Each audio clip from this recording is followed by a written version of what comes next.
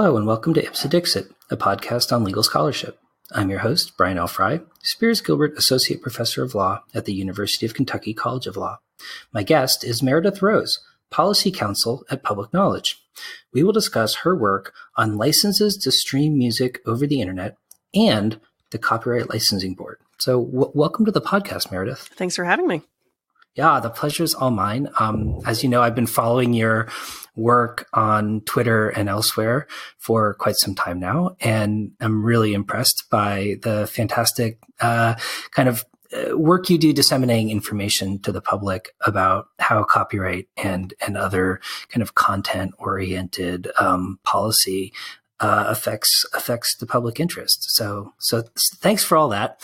And in particular, I really enjoyed the article you sent me recently, which really helped clarify for me a really complicated kind of copyright oriented subject matter. And I think if, a copyright professor like me has a hard time wrapping my head around it, it's probably a little difficult for the general public as well. So I'm really looking forward to helping people better understand how we got where we are and how this licensing regime actually works. Yeah, definitely. I mean, we sort of joke the other half of the music licensing team, and at Public Knowledge, my employer is my colleague Dylan. And when he joined on, we joked that the number of people who knew anything about how music licensing worked in Washington, D.C., increased by about 5 to 10% that day. Because it is possibly, outside of maybe vessel hull design, I think one of the most arcane areas of copyright law, I think, in terms of just sheer complexity that you could possibly get into. Yeah, and there's a lot more at stake than at vessel hull design, I believe. I think some shipbuilders might have words for that, but I generally agree. Yeah, someday I'll find someone who wants to stand up for vessel hull design rights, but I have not come across that person yet. So Meredith, I was wondering if you could start by just explaining to listeners how copyright in music actually works, right? So what elements or aspects of a song are protected by copyright and how? In other words, what kinds of rights do copyright owners have? And sort of who owns those rights? Yeah, so that is a complicated answer. Well, perhaps unsurprisingly, given the lead into this episode. So copyright in music, I think when most people think of music, they think of a track. They think of, Beyonce singing Formation. And they think, oh, Beyonce owns the copyright in that song. In reality, there's actually two copyrights that adhere in any given musical track.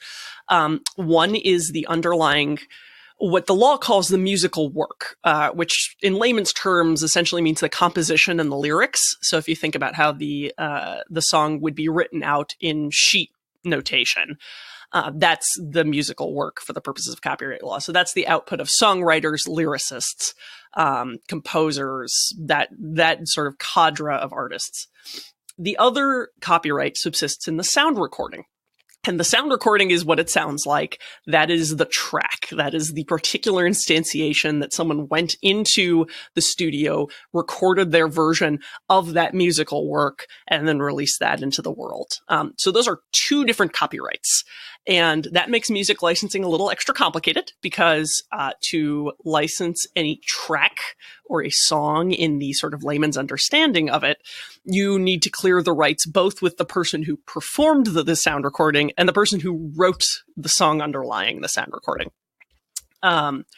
This is true for a bunch of historical reasons. If you get back into the very early parts of the 20th century, musical compositions at that point were copyright protected because copyright at that point really was considered more with sort of what was printed, and we didn't really have sound recording technology, certainly not to anything close to the extent we have today. You had some sort of Edison gramophone type recordings, but it wasn't a very widespread technology. And it certainly wasn't in every home. And so the real sort of big stakeholders in music as far as copyright was concerned were the songwriters and the publishing houses that published those works. And so those were the first batch to get copyright protection. And sound recordings actually didn't have federal copyright protection until the 1970s. Prior to that, there was some copyright protection that existed state to state. California sort of, notably, and for perhaps obvious reasons, tackled the issue, and there was a state sound recording copyright.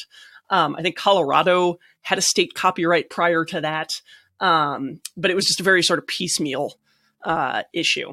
And nowadays, if you release something in 2019, it is going to have two copyrights. It's going to have one in the underlying musical work and one in the sound recording.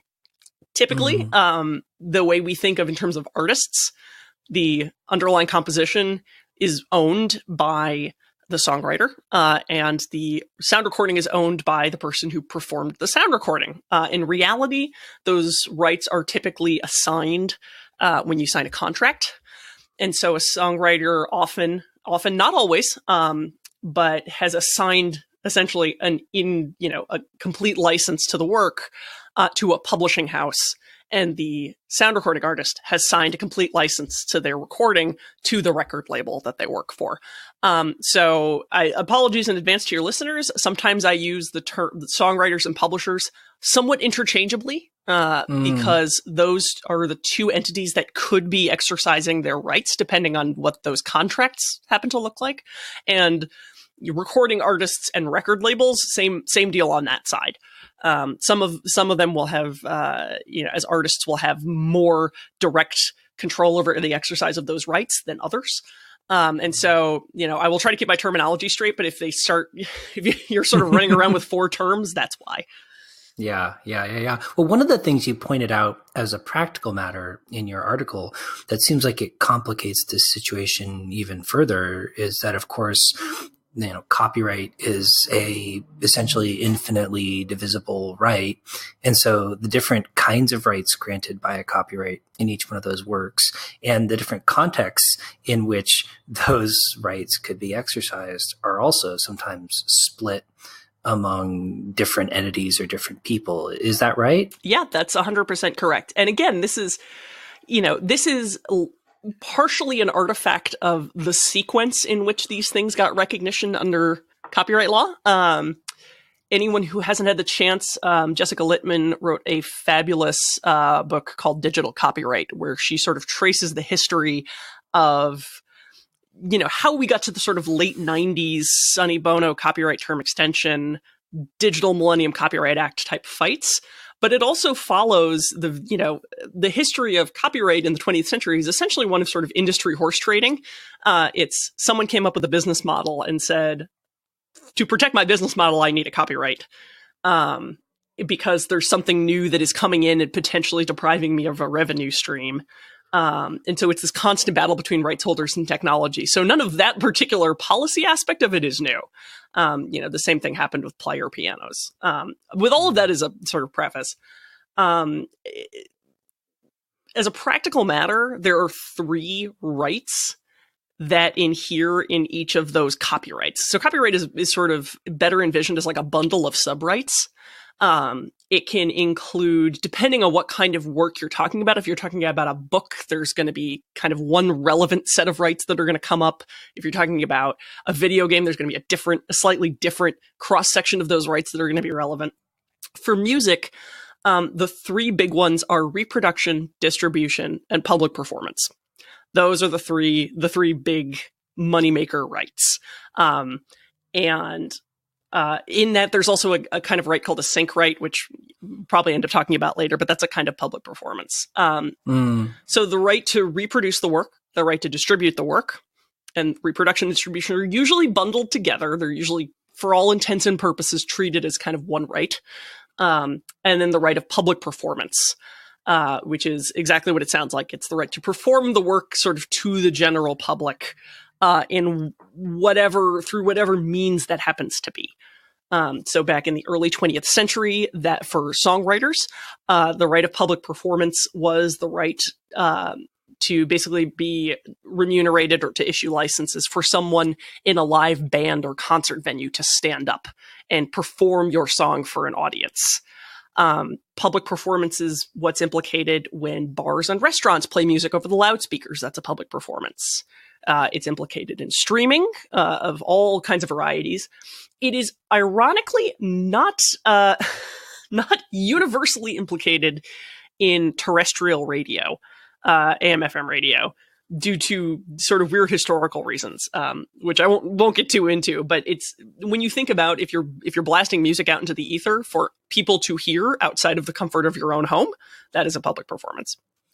Right. So, I mean, I think the historical story here is really interesting and sort of informs sort of where we are today. So I was wondering if you could talk about a little bit about how in practice licensing for streaming over the internet actually works. In other words, what kinds of licenses and what kinds of parties does a streaming service have to negotiate with in order to stream music over the internet? And because, I mean, I don't know about other people, but I mean, I think of streaming as essentially equivalent to listening to the radio, like I used to when I was a kid before we had the internet, right? How does licensing for streaming differ from licensing for the radio, and why? And does that difference or does that shift in sort of technologies affect how the licensing regime functions and the kinds of licenses people have to get? Yeah, absolutely. So the interesting historical story here, and I alluded to this a minute ago, is that if you, again, you kind of have to keep in mind the trajectory of technology to understand why these rights spring up in the format and the application that they do. So you had songwriters who compose musical works, and that set of copyrights, those reproduction, distribution, and public performance, were all pretty well locked in by the beginning half of the 20th century. Those were big moneymakers. They had a pretty spectacular fight with player piano manufacturers in the lead up to the 1909 Copyright Act. And the fight had been had and the dust had settled somewhat on that. So those were locked in. As you come up towards the second half of the 21st century, and specifically until you come up to the major copyright revision that happens in the 1970s, you have the rise of terrestrial AM/FM radio becomes the new major communications technology of the era. And so you have all of a sudden recordings of music, because recording technology has gotten better and is sort of developing and becoming prevalent alongside this AM/FM radio boom. And it's becoming, it's broadcasting music directly into people's homes, pre-recorded music in a way that had never been possible before. And so when you got to the 1970s, you had this booming record industry, which just simply hadn't existed at the time of the 1909 Act because there hadn't been sound recording on this scale. And so you had this booming recording industry. It was becoming increasingly national. And so the states that had decided they were going to give state copyright to the sound recordings were, they now had to operate across those state lines. So that got complicated. And the recording industry said, okay, well, basically we want what the songwriters have. We want a reproduction right, a distribution right, and a public performance right, recognized under federal copyright law that will apply no matter what jurisdiction we happen to be in, no matter who we're dealing with. Congress did a couple of things in response to this. One was they said, okay, but we're only going to give it to you going forward. So songs recorded prior to, I believe the date is February 15th, 1972, were not covered by federal copyright law. Which led to, if anyone's been following music licensing news, the Music Modernization Act, which passed last year, and consumed the time of a lot of people in Washington for basically all of 2018. Part of that was a fight about what to do with these pre-1972 recordings that had been kind of, in this weird legal limbo where they were the only thing in the world still covered by state level copyrights. And the other thing that Congress did was Congress had the radio lobby came up to the hill. And, the broadcasters are, to this day, remain an incredibly, very powerful lobby. And so there's an interesting public choice story here. But they came up and said, we are hugely important to the communities. We, by playing these sound recordings, are basically giving free publicity to these record labels. We're already paying the songwriters. They had been paying licenses for transmitting for public performances of the underlying musical compositions. They hadn't had to really pay in any systemic way for paying for the sound recordings. And so they said, look, do what you want. Just don't make whatever public performance you give, if you decide to give one, don't make it apply to us. And so Congress said, okay, we just won't give a public performance right to sound recordings. And so, record labels got some of what they asked for, but they didn't get a public performance right. Or at least specifically in the context of terrestrial radio, which is basically the big one. And so that persisted for many years.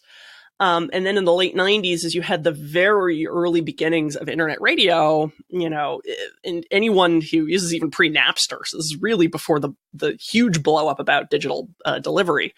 But, people were cognizant that this was starting to come up. There was a lot of really interesting stuff happening legislatively. And essentially the record labels went to Congress and said, look, it's garbage that we haven't had a public performance right up until now.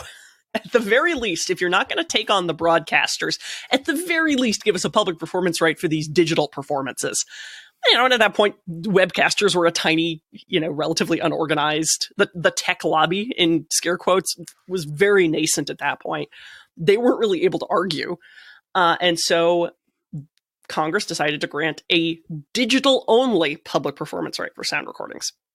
So the basic difference, all of this adds up to the fact that when a terrestrial radio station, which has been grandfathered to include digital transmission of a terrestrial radio station. So when we had the digital airwave, analog to digital airwave changeovers, they still count as terrestrial, but terrestrial radio. So it's like a live stream, you mean? Yeah. So, that even operates in a little bit of a weird space. That's a slightly different one, in case this isn't confusing enough. Yeah. So the end result is that AM/FM radio is obligated to pay the public performance license for the underlying musical composition to publishers and songwriters, but not to pay a public performance royalty for sound recordings. So the actual recording artists aren't getting a public performance royalty for their music being streamed on AM/FM radio. They are getting one under a separate provision of the law for when it's streamed digitally. And this is a constant point of contention. We're literally 20 years after the fact. This situation still exists, where essentially digital streamers have to pay for a license that regular radio does not. And it's a perennial hot button topic. Yeah. So in your article, you really get into how this proliferation of licensees affects the price of getting a license in the first place and sort of complicates the negotiations. And it sounds like part of the issue is that when it comes to terrestrial radio, there's a limited number of licensors that a radio station has to negotiate with. And as I understand it, that's sort of streamlined by PROs, performing rights organizations and whatnot as well. How does this proliferation of licensors that have to be part of a negotiation affect the ability of internet streaming music services to kind of negotiate for the kind of content that their listeners want to have access to?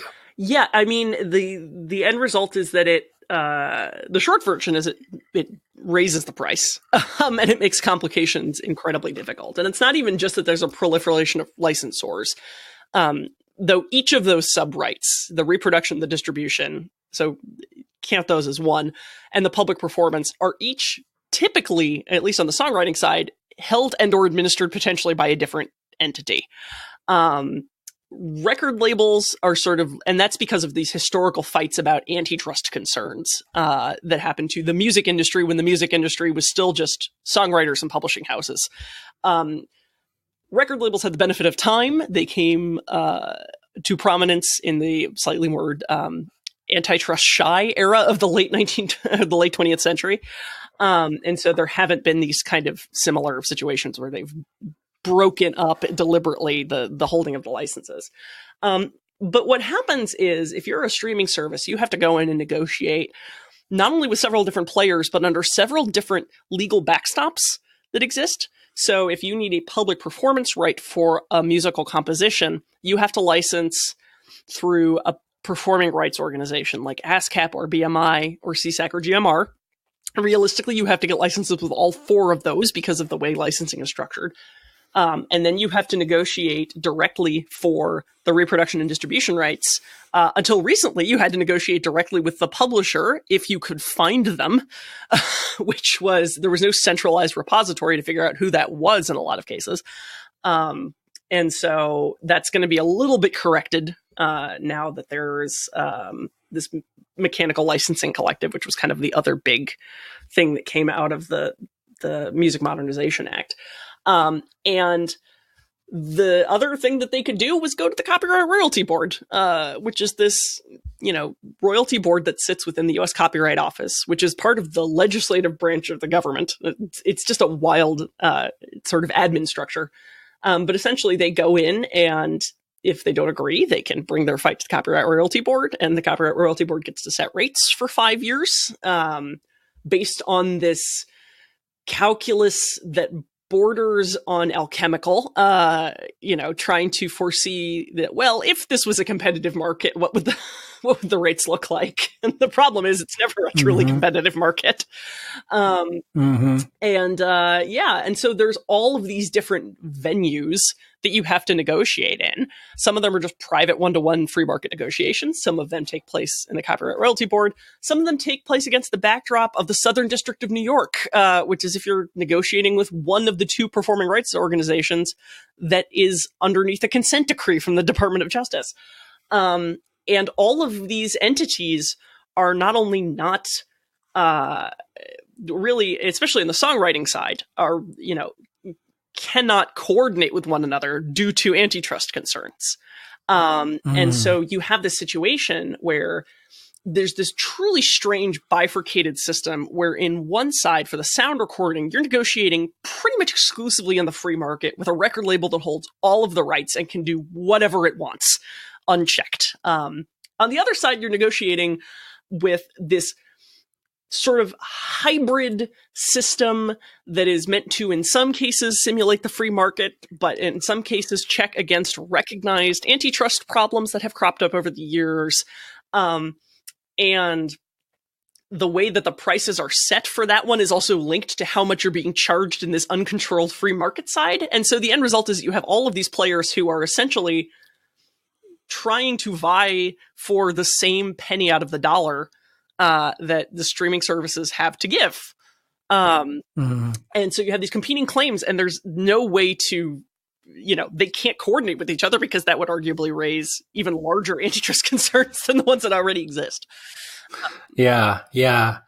Wow. So I want to get more into the copyright licensing board and this kind of nature of the negotiations in a sec. But I really wanted to flag something that struck me about the situation you described, which is just the immense transactions costs associated with this procedure you're talking about. I mean, you're talking about this amount of negotiation in theory over every single song that a streaming service wants to serve up to its listeners. Now, presumably, I would imagine in practice, what they do is negotiate with labels that have a large catalog.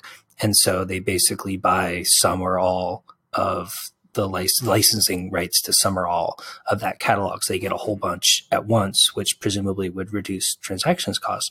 But that seems like it's bad news for artists who own their own rights and don't have a label. I mean, what's the incentive for a streaming service to come to independent artists or really small labels that don't have a bigger catalog? So there's a couple of things in there. One is that there is always in music, because music is just a fundamental economic good, is somewhat unique, because you have this sort of spread of popularity where you have Beyonce at one end, and then you have recordings I made with my friends in high school in a garage down at the other end of popularity where there is zero demand. There will never be any demand for those. And on one end, the Beyonce is non-substitutable in economic terms. You cannot swap anything else in for Beyonce and still meet consumer demand. It's just impossible. On the other end, if there is any consumer demand, you can throw in whatever you want. And that's when you get into kind of like the elevator music genre, really. People aren't going to notice the difference. And so you could theoretically go out and find another good that has better licensing terms. But the reality of the competitive market is that you need, if you want to be a broad catalog service, you need Beyonce. And so this has always been interesting when things like Tidal come up, and they have been, more directly controlled by artists whose music is on the platform. And so that's when you have interesting things about like release exclusives, and it's been this very dynamic kind of marketplace. But the trade-off is always going to be there between transaction costs and antitrust concerns because of the economic nature of music. If you have low transaction costs, that means that the rights are consolidated in one player who can then charge super competitive rates because you have to buy their product sort of no matter what. If you want to survive as a company, you must buy this product. And so it is a tension. It is an ongoing tension. And arguably the compromise is in the compulsory license that exists for reproduction and distribution of musical compositions, which is what the CRB deals with. And essentially that compulsory license came out of the fights about player pianos. What happened, and this is, I think, pretty instructive for what's going on in the modern marketplace, is prior to the 1909 Copyright Act, there was this proliferation of player pianos, and they were everywhere. And all of a sudden, songwriters found their works being played in these venues that were scattered across the country. There was no reasonable way to monitor it. And all of a sudden, people were reproducing their music sort of with wild abandon in these player piano rolls. And there were several lawsuits about this, and judges in some cases came down and said, well, it's not really a reproduction if it can't be read by a human. And so it led to this situation where all of a sudden player piano rolls that would play the music when you put them in the player piano were not considered a reproduction and therefore not a violation of the reproduction right. And so this came all the way up to Congress, and the publishers sat on one side of the table, and they had essentially said, look, you know what? Fine. We will get this right, and we will get this clarified in Congress, and we are only going to license to this one player piano manufacturer. So there was only one player piano manufacturer that, in this sort of conception of the law, was legally able to offer any of these publishers' works, which is a huge antitrust concern, both for the smaller player piano manufacturers, who were very upset about this, and smaller publishers who couldn't get this company to take their work, because now all of a sudden there was no way for them to distribute their work. And this got into this huge fight, and the transcripts, if you're a big fan of early 20th century insults, I highly recommend that you read them, because it's, there's a lot of "you sir are a scoundrel" being thrown at these congressional hearings. But the choice ultimately that was posed to the publishers was, okay, so we've got antitrust concerns, because if we say, yes, you may restrict who you license to, you're just going to license to this one company. So like, what if anyone can print your stuff so long as you get paid? As long as you get the money, anyone can go out and print a piano roll of your work. And the publishers were essentially cornered, and they were like, well, I guess that's better than nothing. And so that's how we got the compulsory license, which says, as long as you get paid, then that's fine. There's sort of no right of refusal. And it's an interesting way to accommodate the fact that, like, in that particular instance, there was, rapid, very low cost proliferation of music, and you couldn't really rein it. You just kind of had to ensure that the money stream came back. And so that's kind of, that's where that came from. But it's that tension between transaction costs and antitrust concerns is just constantly running throughout the music industry. And it's doubly complicated now by the fact that one half of the copyright equation, which is the songwriter or publisher half, is very much has been examined for antitrust concerns and is under consent decrees and has this compulsory license. And the other half just kind of, only got it to legal footing well into the sort of deregulatory antitrust shy era in the late 20th century. And they've just kind of been allowed to do whatever they like for all intents and purposes. Right. So maybe you could talk a little bit more about the Copyright Licensing Board and sort of where it came from and what it does, and how its role relates to the other pieces in this licensing puzzle. In other words, does the Copyright Licensing Board, is it empowered to determine licenses across the board, or only with respect to certain rights and certain players? So the Copyright Royalty Board, it fills a couple of different shoes. I believe it also sets rates for the digital public performance right. It essentially sets the license rates for two compulsory licenses, one of which I'm not as familiar with. The big one, and the one that's been in the headlines recently and that I wrote the blog piece about, is this reproduction and distribution right for musical compositions. And that's the compulsory license we were just talking about. So essentially, the law says, okay, as long as you pay them, and you follow some, basic administrative procedure, you may automatically obtain a license to the work. And how much you pay them is the question settled by the Copyright Royalty Board. The Copyright Royalty Board in its current incarnation is only from within the last 20 years. It's gone through a couple of different iterations before its current form. The way that it sets rates, it is only allowed to set the rate for that specific license, for the reproduction and distribution, which again are considered functionally to be one right. They're called mechanicals for short, because of the player pianos, because all of this history just keeps coming back. So they set the rates for mechanicals. They do that though in an interesting way. They peg it to rates that are paid outside of their purview and set outside of their purview. So essentially, the Copyright Royalty Board generally sets rates as, first off, they set what they call an all-in rate, which means when they hand you a rate, and they say the rate is, I'm making up a number, 20%. They say, okay, well, that 20% of your total revenue must be dedicated to paying for the musical composition licenses in some combination. So that 20% of your revenue must go to some combination of this mechanical rate that we are currently adjudicating, or the public performance rate that is administered by ASCAP, BMI, GMR, CSAC, the ones either under a consent decree or not. And that between those two, you must pay 20%. And if the public performance rate goes up, then the mechanical rate goes down an equal amount. And if the public performance rate goes down, the mechanical rate goes up. Part of this is the rationale that this money is all flowing back to the same people. In most cases, it's just flowing back to the songwriters and the publishers in some combination. And so it's, it's saying like, look, let's just say this is the amount of money that is going to make its way back to these folks, rather than playing these sort of arbitrage games with what angle it flows through. And there's two. So they said the CRB sets rates, as a percentage number. And the percentage number of this all-in rate is pegged to one of two different things. It is either pegged to the total revenue that a service brings in over the course of a year, or it is pegged to what's called the total cost of content.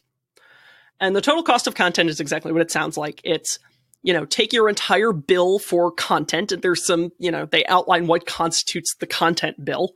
Take your total bill for content for the year, and 17% of that, again, I'm just spitballing numbers. These are not the actual numbers the CRB set.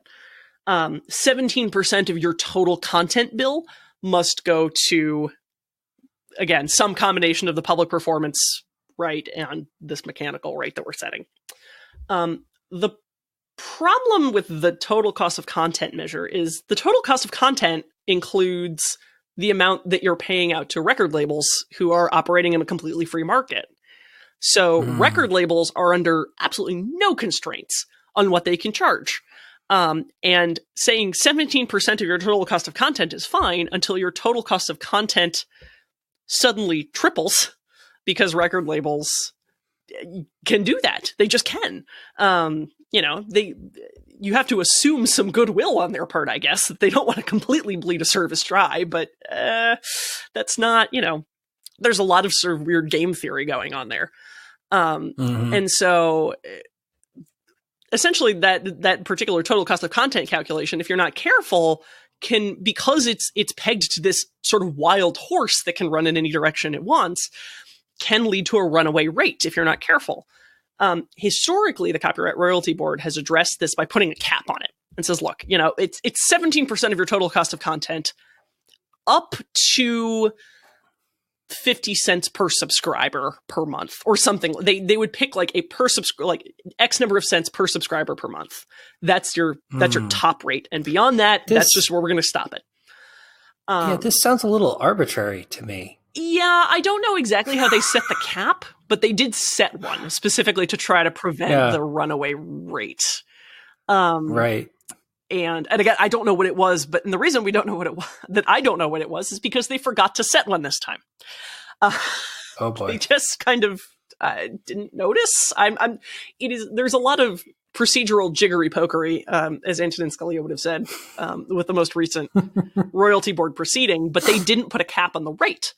And so anyone who's been seeing all the hue and cry about Spotify and songwriters recently is because they appealed this decision partly because it didn't put a cap on this rate. And there's also a lot of concern because major publishers are often owned by the same entities that own the major record labels. And so there's entirely the possibility that, all of a sudden one company looks around, like Universal, looks around and goes, I can use my record label to increase the rates there and jump the payment up to my publishing arm. Right. And you actually, and theoretically, there's really 3 big record labels and there's 3 big publishers. It's a 1-to-1 ratio. And when you only have 3 of them, right, they're not allowed to coordinate with each other under antitrust law. And so you could have all 3 of them doing it at once. So there's a real economic risk there.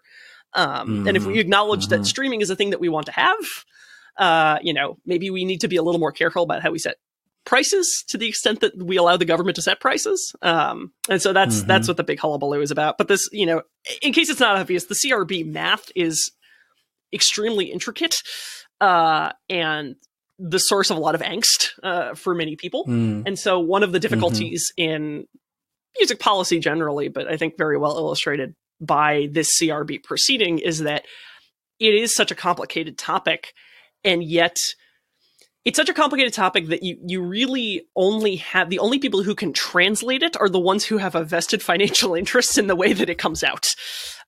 Because those are the only folks who really have, people who understand how the CRB works is, the music publishers. And so the translation of what's going on to most people comes out either through the music publishers or from the services that are repealing it. And there are very few folks who can translate that otherwise, who don't have a vested interest one way or the other. And so it ends up being this area of law that is shaped perhaps more than a lot of others by who gets the narrative first, really. So, with respect to that narrative, it seems like streaming music is now incredibly popular and presumably lucrative for at least somebody. So in practice, where's all the money going? Is it going to like Spotify and Pandora and services like that, or is it going to someone else, like copyright owners? Yeah, that's the question. So interestingly, Spotify just for the first time in its history turned a profit within the last 6 months, I think. It's been operating at a loss, and we don't have specific eyes onto the financials of most of the other major services. But the common wisdom is that music streaming and music delivery is such an expensive service to provide that it operates as a loss leader for larger enterprises. So Amazon Music, obviously attached to Amazon, Apple Music, same deal. Pandora was recently bought by SiriusXM. It's very, very, very, very hard to be an independent music delivery service, just on virtue of the cost alone. Spotify essentially just came into the US with a slush fund from I think they're Swedish originally, and they just burned through it. They were operating at a loss up until very recently. It is an interesting question, though. We see this a lot with, a couple years ago when Taylor Swift very famously, raised a cry about how streaming services weren't paying enough. It was this interesting situation because no one really knows how much they're paying out. Folks can kind of do the calculations about, well, an artist will get X number of cents per stream, but that's not how much money is being paid out by the service. The money has to go from the service to whoever administers the rights in the middle, which may be it might be a record label, it might be a performing rights organization, in which case they're actually more transparent, because performing rights organizations, at least the two under consent decrees, have to be very transparent by law about how they handle that money. But it just goes into sort of this black box. And the contract signed between record labels and services are under non-disclosure agreements. So people don't know how much Spotify is paying out to the record labels. And then the amount that the record labels are paying out to all of their sub-vendors, so producers and all the way down to artists, is also under contracts that usually have non-disclosure agreements on them. So there's really no way to track the money. How much is being paid off in aggregate. We don't know how big of a check Spotify is cutting the Universal Music Group. We just don't. And no one could tell us, even if they wanted to. So, folks have done the math saying like, well, Spotify pays out X number of fractions of a cent per stream and YouTube pays out this fraction of a cent per stream. And that may be accurate, but like, we don't know how that fraction is being arrived at between what goes out of the service and what comes into the artist. Right. So the amount of money going to the artist may have no relationship whatsoever to what the streaming service is actually paying in licensing fees. Right. Mm-hmm. Right. Well, Meredith, in closing, I wonder if you could kind of speculate about where you think this kind of licensing thicket is likely to go next, because it sounds like it's a bit of a mess at the moment and in need of some kind of rationalization for it to work a little more smoothly. Do you see that happening, or do you think that the kind of thicket we currently see is likely to persist? I mean, I think it's going to persist, at least in the short term. It has been trimmed a little bit around the edges. So again, the Music Modernization Act came through. That streamlined a couple of different aspects of music licensing law in ways that are just frankly really good. So it's getting a little bit better, but the underlying structures, I think, are not going to change for at least the near future. I think the next big fight is going to be what they call sync rights. Sync rights are a very specific kind of public performance right, which are not actually ASCAP, BMI, et cetera, are actually not allowed to administer sync rights. Sync rights are the public performance right that you have to get when you attach songs to video. And that is becoming that's becoming a flashpoint, partly because of YouTube, because YouTube operates exclusively off of sync rights, or almost exclusively. And sync rights are negotiated completely in the free market. And because of that, in the free market, so if you think about the market for services which pair music with video, it's basically YouTube. And Spotify is getting in there a little bit, but it's still mostly YouTube. So you basically have a monopsony problem of one buyer, if you are, if you're a musician of any stripe. And so the end result is that because these licenses are negotiated in a free market, and the free market has more or less just one buyer, the prices are very low.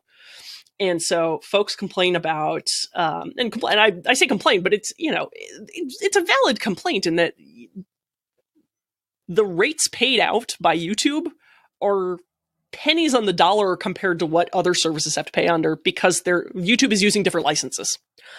And I think that's going to be the next big flashpoint. And I think part of the reason that Spotify is starting to look at video as much as it is, and have playlist videos and all that kind of stuff, is because they can do it for cheaper.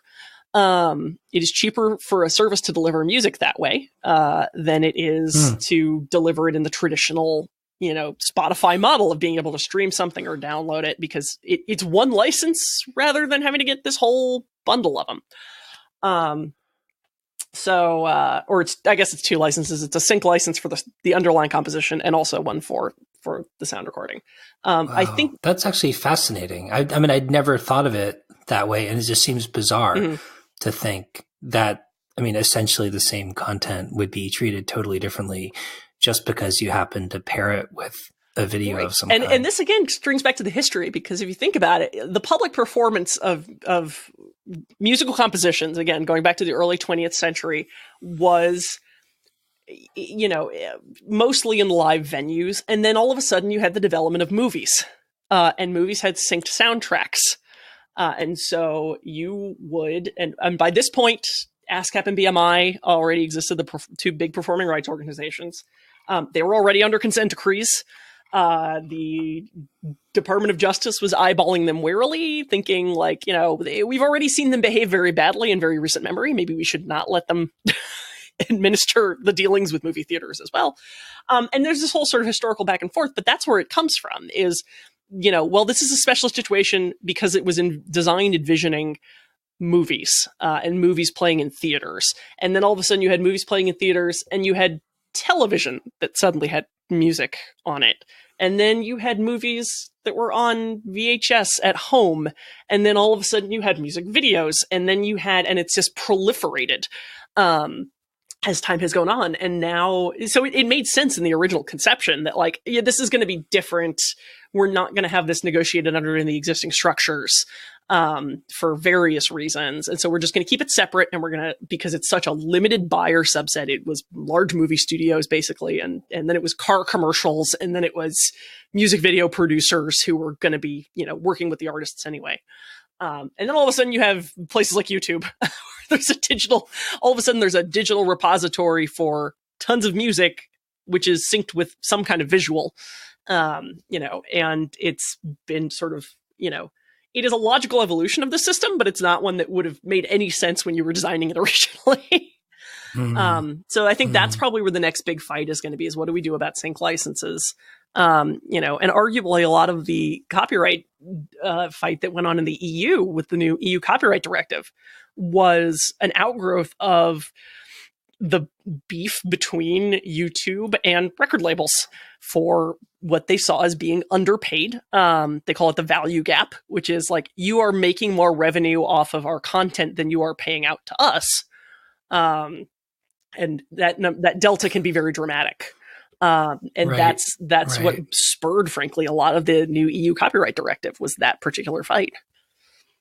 Wow. Well, Meredith, thank you so much. This has been incredibly informative and helped me better understand how the licensing regime in digital streaming got the way it is and how it works. And I'm sure it's going to be really helpful for listeners as well. I hope so. God help us. We need more people who understand this thicket.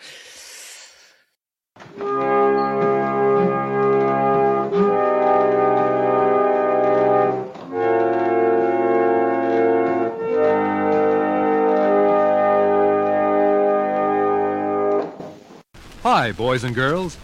How'd you like to win a brand new bike, your own life-size doll, a flying airplane, football, or other wonderful prizes? You would? Well, fine.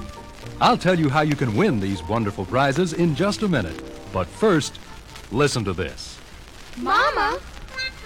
Yes? All our friends are getting Kinney shoes for school. Well, Kinney has more styles they may choose from. Mama, can we get some Kinney shoes for school? You may, 'cause Kinney shoes are the best values in shoes. If you listen to the radio or watch television, you've probably heard it many times before. So you see, you're halfway toward winning those fabulous prizes already. 'cause here's all you have to do. I'm going to play the jingle for you once again. Only this time, I'm going to leave out the last line. You add your own words for the last line, making it rhyme with shoes. That's all you have to do. Now here's the jingle again. Listen carefully. Mama, Yes? all our friends are getting Kenny shoes for school. Well, Kenny has more styles they may choose from. Mama, can we get some Kenny shoes for school? You may, 'cause Kenny shoes. There. Did you think of the last line then? Not yet, huh? Well, you keep playing the Kenny jingle over and over again until you think of one. Then, when you have one, here's what you do. First of all, read all the contest rules and instructions on your entry blank. Then just print your entry plainly and either mail it to your Kenny Shoe Center, or better yet, bring it to the Kenny Shoe Center where you got your entry blank and drop it in the contest box yourself. Then you'll see the bikes and prizes on display. You may submit as many entries as you wish, but they must be your own original work. Well, that's all there is to it, boys and girls. Remember, there are deluxe bicycles, life-size dolls, flying airplanes, footballs, and other wonderful prizes. So don't wait. Submit your entries now. All entries must be postmarked not later than Friday, September 30th, 1960. Well, so long now, boys and girls. Good luck, and I hope you win one of the fabulous prizes in our Kenny Back to School contest.